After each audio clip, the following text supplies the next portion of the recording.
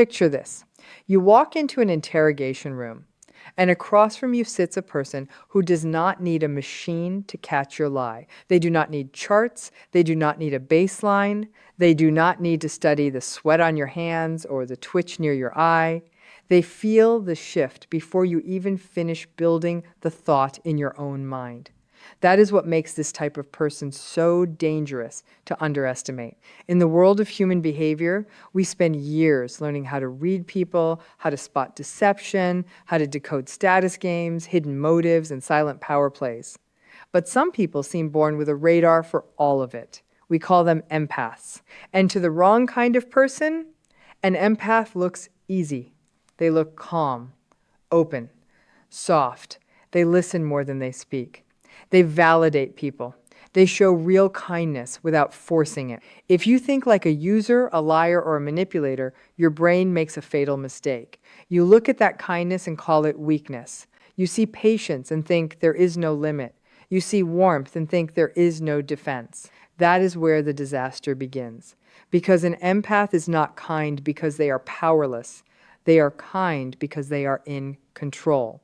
Big difference. And if you keep pushing them, crossing lines, twisting stories, blaming them, draining them, taking and taking while believing they will never switch off, you are walking straight into a consequence you will not be ready for. Stay with me, because this is where most people get it completely wrong.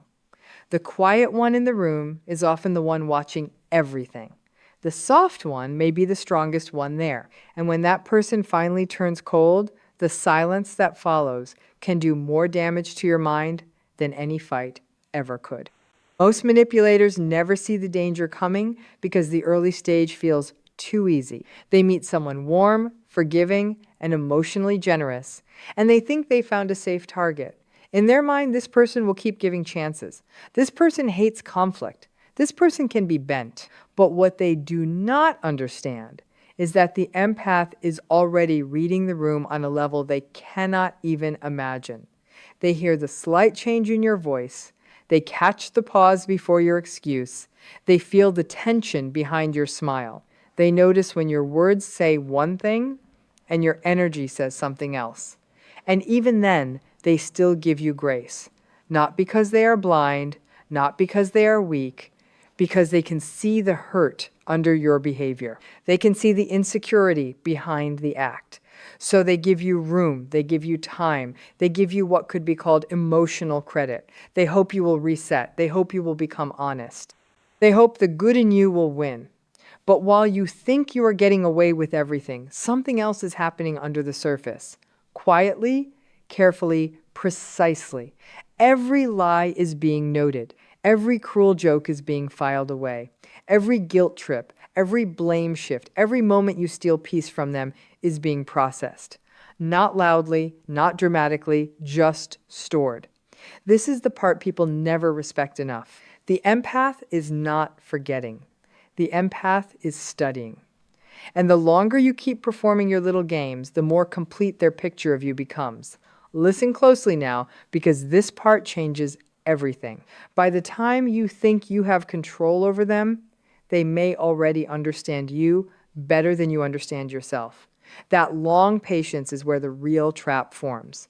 Most people react in small steps. They get upset, they argue, they complain, they pull back a little, then maybe come back. It rises slowly, it leaks out, you can read it, you can measure it. But an empath often does not work like that. Their tolerance can look endless, right up until the second it ends. That is why people misread them. Months can pass, sometimes years. You lie, they stay calm. You disrespect them, they stay composed. You cross another line, they still try to understand. So the manipulator gets comfortable, then arrogant, then reckless. They start thinking there is no real cost. But that patience is not emptiness. It is pressure building in silence. It is a fuse burning inside a closed room.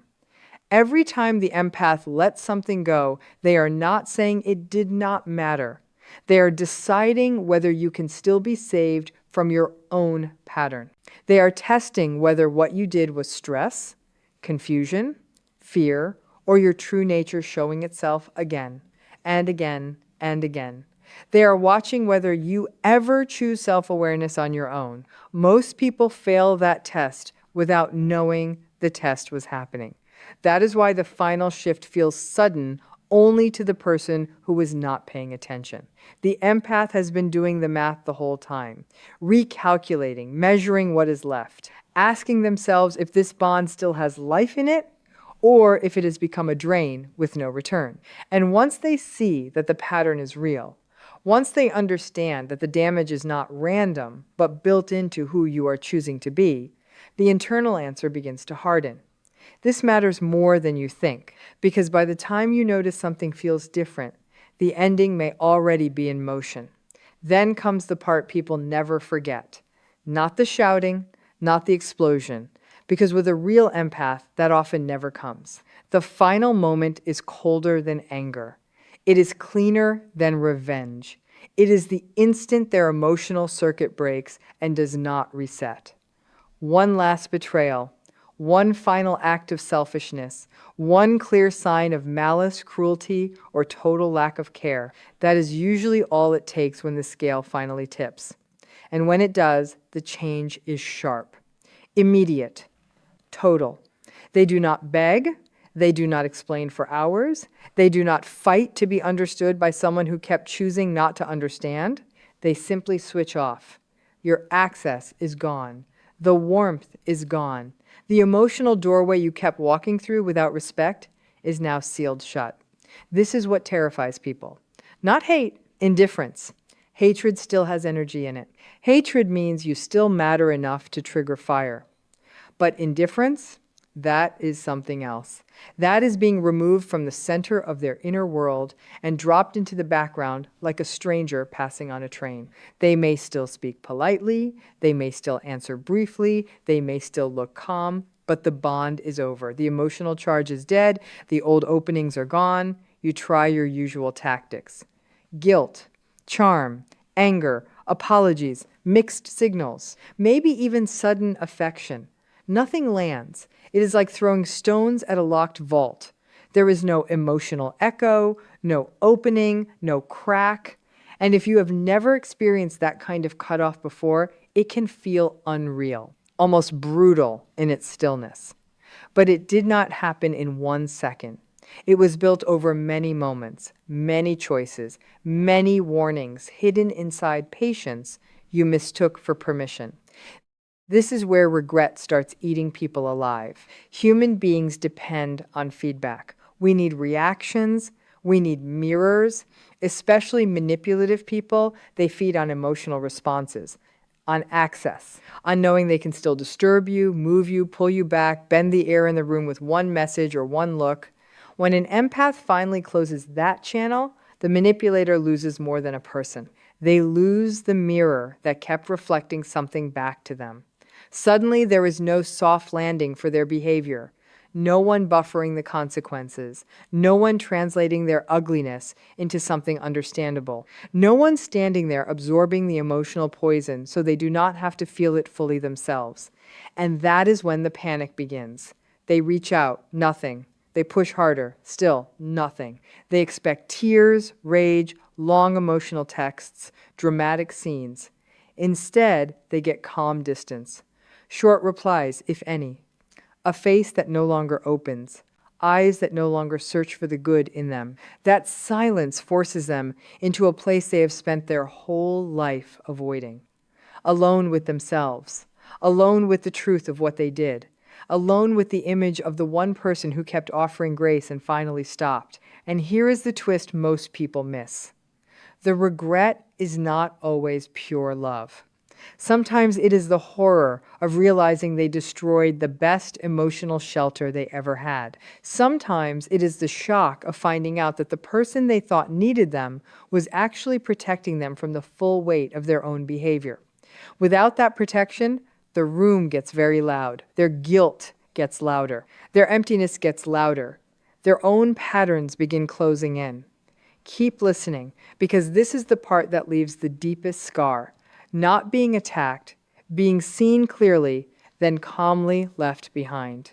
The reason this hits so hard is because the empath was never passive the way people assumed. Their softness was not a lack of structure, it was controlled restraint. That matters. In social dynamics, people often sort others into crude categories very quickly: strong or weak, dominant or compliant, useful or disposable. A predator-brained person does this almost automatically. If someone enters a room with calm energy, listens deeply, avoids cheap conflict, and chooses cooperation over force, that manipulative mind may label them safe to exploit. But that label is false. Completely false. The empath's gentle presence is not empty space. It is managed power. Think about what it takes to move through the world feeling more than most people feel, seeing tension others miss, noticing hidden pain, hidden shame, hidden rage in the people around you, and still choosing not to become cruel. That is not fragility, that is discipline. It takes real internal strength to keep your tone steady when you can feel what the other person is trying to hide. It takes real control to choose grace when you already know someone is lying to your face. And that is why manipulators miscalculate so badly. They assume that if a person does not strike back, they do not know how. They assume if a boundary is not enforced with noise, then the boundary is not real. But silence is not the same as surrender. Sometimes it is observation, sometimes it is patience. Sometimes it is a final chance being offered to someone who does not deserve many more. By the time the manipulator realizes that the quiet was never weakness, the entire dynamic has already shifted. The person they thought they were wearing down has actually been measuring them all along. And once that realization lands, it lands hard. Because now they know the truth. They were never in control. They were just being given time. During that time, the empath is doing something most people do not even notice. They are building a map. Not on purpose in some evil way, not because they are plotting revenge. It happens naturally. Every conversation adds a detail. Every contradiction adds another clue. Every defensive reaction points to a deeper wound. The empath begins to understand what drives the manipulator, what scares them, what they are trying to hide, and what they need from other people to keep their mask from falling apart. They see exactly when ego enters the room, exactly when shame appears, exactly when blame is being used as armor. They notice which compliments feed you, which fears control you, which stories you repeat when you want sympathy, which tones you use when you want power. Piece by piece, the image sharpens. This is why hurting an empath is not some simple breakup of emotions. It becomes a full psychological exposure. They may never speak all of it out loud. In fact, many never will. But they know. They know where your insecurity lives. They know what your fake confidence is covering. They know how often your cruelty comes from fear. They know what triggers your panic and what emptiness you are forever trying to outrun. And because the empath keeps acting kind while collecting this understanding, the manipulator keeps talking, keeps acting, keeps revealing. They become sloppier, bolder, more careless. They think the story is still under their control. It is not. They are writing their own profile in real time. They are handing over the blueprint to their own weakness. And the most dangerous part is this. The empath often gathers all of this while still hoping to heal the relationship, not destroy it. They are learning you so they can work around the damage, help you if possible, and keep the bond alive if there is still truth left in it. But if the truth never comes, all that knowledge remains.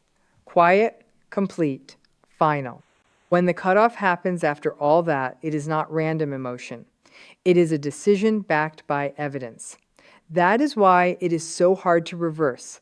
The manipulator usually thinks one grand apology can fix it. One speech, one emotional moment, one late night confession, one dramatic return. But the empath has already moved through the stages internally. They already questioned themselves, already gave extra chances, already replayed the history, already tried to see your side from every possible angle, already fought with themselves over whether to stay kind a little longer, already grieved while still sitting in the relationship. So when they finally close the door, the grief is not just beginning for them, it is ending. That is why they can appear almost calm in a moment that leaves the other person shattered. The case file is closed. The final line has been drawn not in sand, but in concrete. And once that happens, the old tricks lose all force. Love bombing does not work. Blame does not work. Sudden self-pity does not work. Rage does not work. Even sincerity may arrive too late because the trust structure beneath the bond has already collapsed beyond repair. The empath is not acting cold to punish you. They are protecting what is left of their peace. That is a very different thing. And because it is protection, not performance, they rarely step backward once the line has been crossed for the last time. This is why people spiral afterward. They cannot understand how someone who cared so deeply could become so unreadable. But the answer is simple. They did not become unreadable. They became unavailable. That is the cost of treating deep empathy like an endless resource. It runs out. And when it does, you do not just lose affection. You lose access to one of the rarest kinds of presence a human being can offer. If you have ever wondered why some people stay haunted after losing someone like this, now you know. It is not superstition, it is not magic, it is not some curse, it is psychology at full force. When you hurt a deeply empathetic person long enough, you are not just risking conflict. You are triggering a defense system built on observation, patience, and finality. And once that system activates fully, the silence that follows can become a mirror so sharp it cuts. The manipulator is left in a vacuum with no emotional supply, no control, no easy way back to the version of reality where they still held influence. They are forced to face the fact that the person they called weak was strong enough to walk away without a scene, strong enough to stop caring where it counted, strong enough to remove the audience and leave the performance to die in an empty room. That is a brutal thing to experience when your whole pattern depends on reaction. And it is why so many people feel a wave of delayed regret, confusion, and desperate anxiety after pushing an empath too far. They keep expecting the old access to return. It does not. They keep waiting for one opening, one emotional crack, one sign that the bond can be manipulated back into place. Nothing comes, just the clean consequences of what they built themselves. So let this be clear. Never confuse patience with blindness. Never confuse gentleness with weakness. Never assume a quiet person cannot see the game. And never think kindness means there is no line, because there is always a line. Sometimes you just do not notice it until you are already standing on the wrong side of it, staring at a door that will never open again. And if that happens, the person you lost may not be the only thing gone. You may also lose the last shield that stood between you and the full truth of yourself.